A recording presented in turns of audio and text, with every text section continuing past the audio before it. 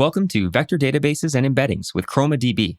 I'm Joseph, and I'll be your tour guide as we explore this fascinating, multidimensional topic. But first, let's establish some context.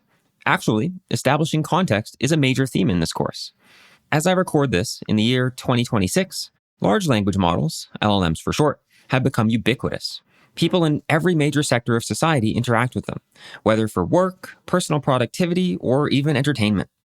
Many of the products and services we use have LLMs or LLM-based agents working in the background as well, in various parts of their workflows. But ever since their inception, LLMs have had a major flaw. They don't know everything. And what's worse, they often don't know what they don't know. At their best, when LLMs have knowledge gaps, they'll give you vague or useless answers. At their worst, hallucinations. LLMs will make up facts and outright lie to you. But there is a solution. There's something you can do as a programmer. Provide contextual, relevant information to the LLM. You can even build a system to find documents related to a given query, giving the LLM a concrete knowledge base to work with when answering that query. How? It's in the title. By using embeddings and a vector database like ChromaDB. So in this course, you'll learn how to explain what vectors are and why they're important, apply vector operations using Python libraries, represent unstructured data with word and text embeddings, store and query embeddings using a vector database, and finally, enhance LLM responses with context using ChromaDB. As far as prerequisites for the material we'll be covering, you should be comfortable with Python basics and some high school math.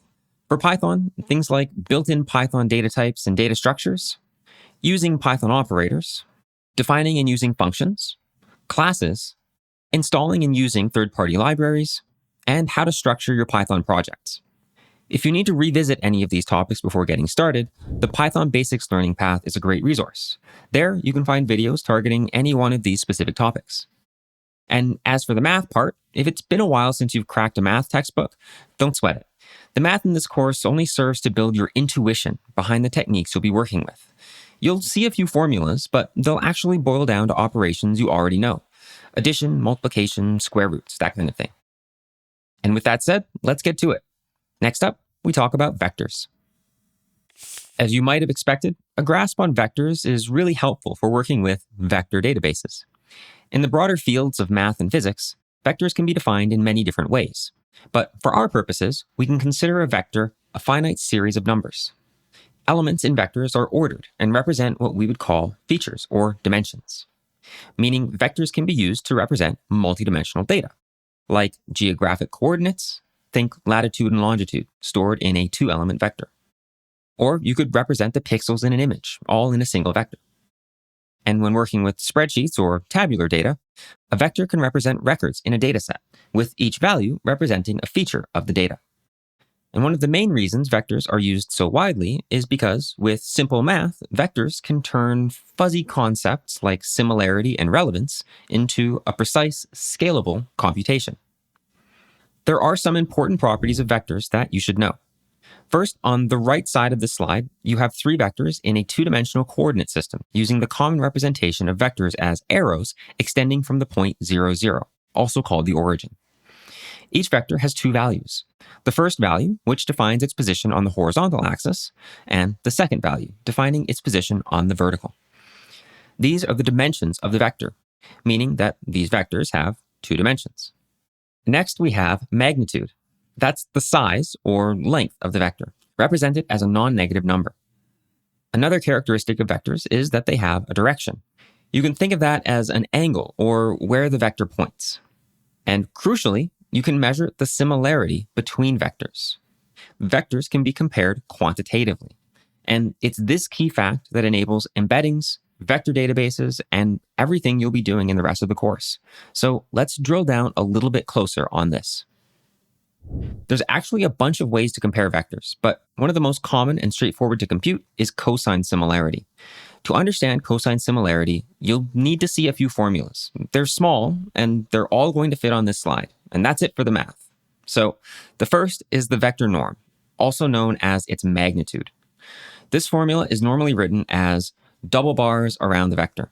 So the left-hand side is the norm of the vector A, and on the right, the formula, specifically for the Euclidean norm, also called the 2 norm, which is the square root of the sum of the squares of the elements in the vector. So consider this vector 1, 3, and in Python, to calculate the magnitude, you would first square each element in the vector, then pass their sum to the square root function of the math module. The result is that the magnitude of this vector is roughly 3.16. Next, we have something called the dot or scalar product of two vectors. This is a single number that is proportional to the similarity between two vectors. It can be positive, negative, or 0, based on the interior angle of the two vectors. That's what that symbol on the graphic on the right represents. It looks a lot like a 0, but it's actually the Greek letter theta. The dot product of vectors a and b is written a dot b, and the formula is the magnitude of a multiplied by the magnitude of b multiplied by the cosine of the angle theta. But conveniently, it's also equal to the sum of the element-wise products of a and b. So for vectors a and b, 1, 3, and 2, 2, respectively, you can calculate the dot product by multiplying the first element of a with the first element of b, the second element of a with the second element of b, and then summing those two products, resulting in 8, a positive number because they're pointing in roughly the same direction. And while you might think you can stop here, since the dot product does reflect similarity, it's not the best measurement, because it's also based on the size of the vectors. Longer vectors have larger values, and even if they're only barely pointing in the same direction, they'll have a larger dot product. This is where cosine similarity comes in. Cosine similarity is the normalized dot product of two vectors. It isn't influenced by their scale, only their direction. It's often written as capital S for similarity, sub c for cosine, and it's simply the cosine of the interior angle of the two vectors. Something cool about the cosine function is that its bounds are -1 and 1. If the angle between the vectors is 0 degrees, cosine 0 is 1. If the angle is 180, meaning they're pointing in exactly opposite directions, the cosine is -1. And if they're at a right angle, also called orthogonal to each other, then the cosine is 0. This naturally makes it a really easy number to work with. And it can be calculated in Python pretty quickly using the very right-hand side of this expression, the dot product of a and b divided by the product of the magnitudes of a and b. Since you know how to calculate dot products and how to calculate magnitudes, you have everything you need to calculate cosine similarity. In pure Python, for the same vectors a and b from before, calculate a dot b by summing the element-wise products of a and b, get a norm as the square root of the sum of squares of elements in a, derive b norm in the same fashion, and divide a dot b by a norm times b norm. With these two vectors, it yields a cosine similarity of 0.89, indicating that they are very similar. If you change the vectors so they have a wider spread, a wider interior angle like this, with a as 1, 3 and b as 3, 1, you'll see the cosine similarity is lower at 0.59 repeating. And if you instead make a -1, 3 and b 3, 1, they're orthogonal vectors. This results in a cosine similarity of 0. Something important to note is that all of these operations work on vectors with more than 2 dimensions as well. As long as the vectors being compared have the same dimensionality, it doesn't matter if they have 2, 200, or 2 million dimensions. Of course, it would be unwieldy to write out all of these element-wise operations one at a time like you just saw. Thankfully, you can use the NumPy library to help you out with that. Let's take a quick look at NumPy's vector operations. If you haven't used NumPy before, this tutorial will help you out. NumPy tutorial, your first steps into data science in Python. Make sure you're in a virtual environment with NumPy installed, and when you're ready, pop open the REPL. Start by importing NumPy as NP, which is the standard naming convention. And now, using NumPy, you'll create 2 vectors as NumPy arrays. You do this by creating lists and passing them into the np.array constructor. v1 is based on the list 2, 2, and v2 is based on the list -2, 2. These 2 vectors are orthogonal, aka perpendicular, meaning their interior angle is 90 degrees.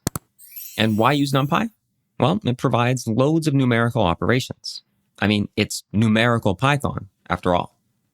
You can see the dimensionality of a vector by accessing its shape attribute.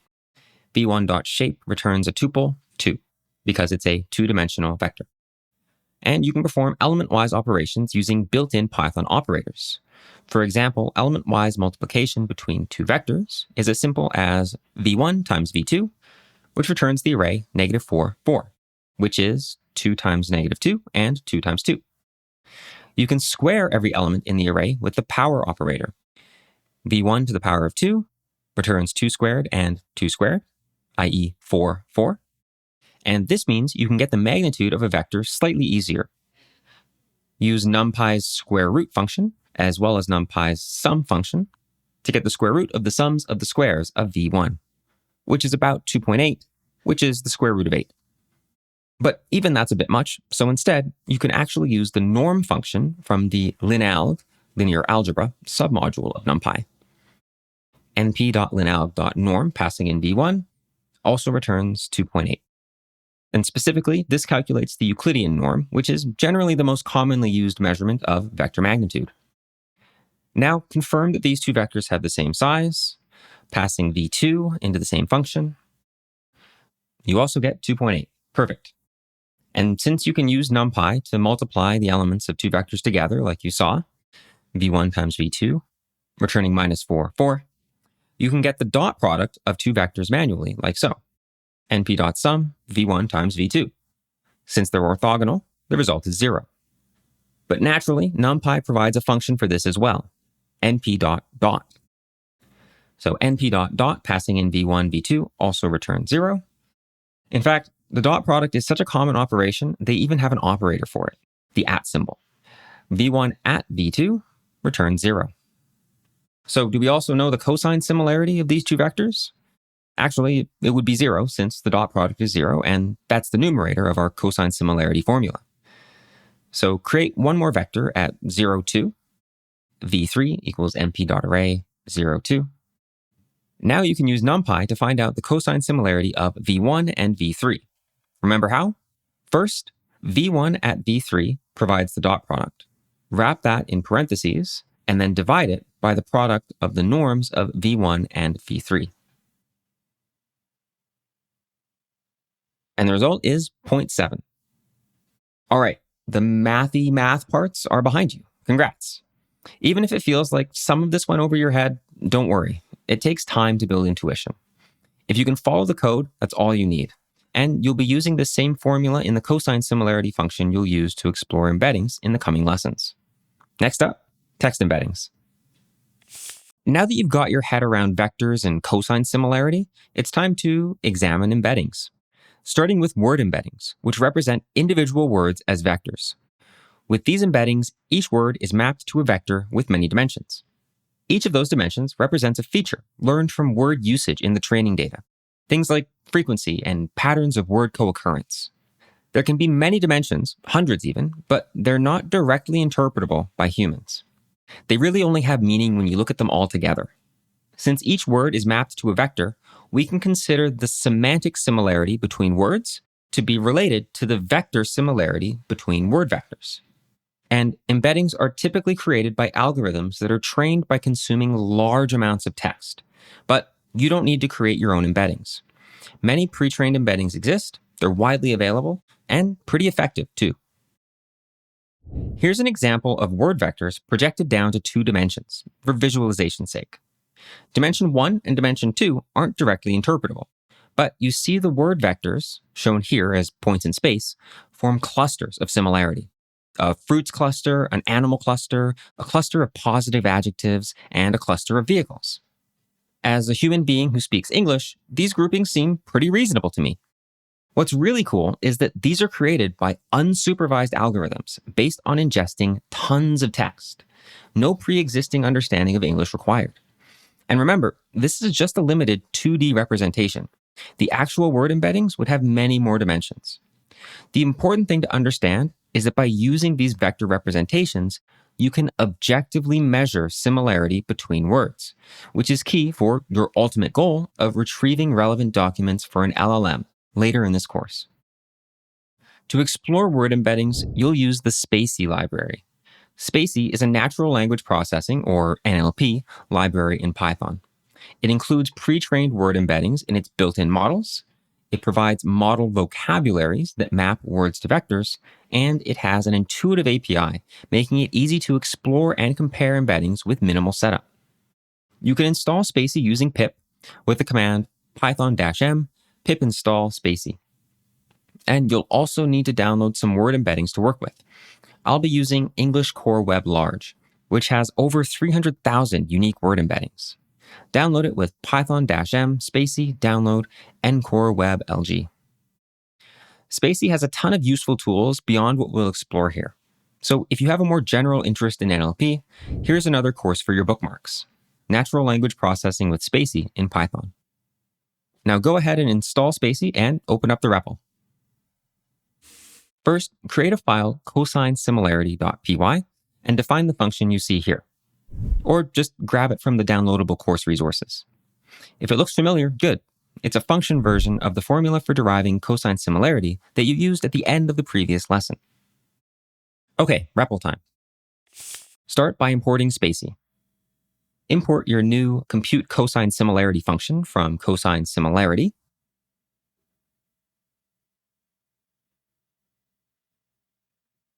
Load the embedding model into a variable called NLP. NLP equals spaCy.load ncore web large. And you can access the embedding for a given word like this: cat equals nlp.vocab, which behaves like a dictionary, at the string key cat, and then get its vector attribute by .accessing .vector. And if you check the type of cat, you'll see it's a NumPy array. To confirm the dimensionality of the embedding, you can check its shape attribute. 300 dimensions, wow. Take a quick peek at a few of the values with a slice. Cat sliced up to index 10 returns a mix of fairly small negative and positive numbers. Remember, these aren't individually interpretable, but in aggregate, they should represent the abstract concept of the word cat. To make some comparisons, get some more embeddings. Dog, apple, tasty, delicious, and spaceship. Use your compute cosine similarity function to compare cat and dog. Compute cosine similarity passing in cat and dog returns 0.8. Remember, the highest score is 1, so that's pretty high. How about cat and spaceship? Compute cosine similarity passing in cat and spaceship.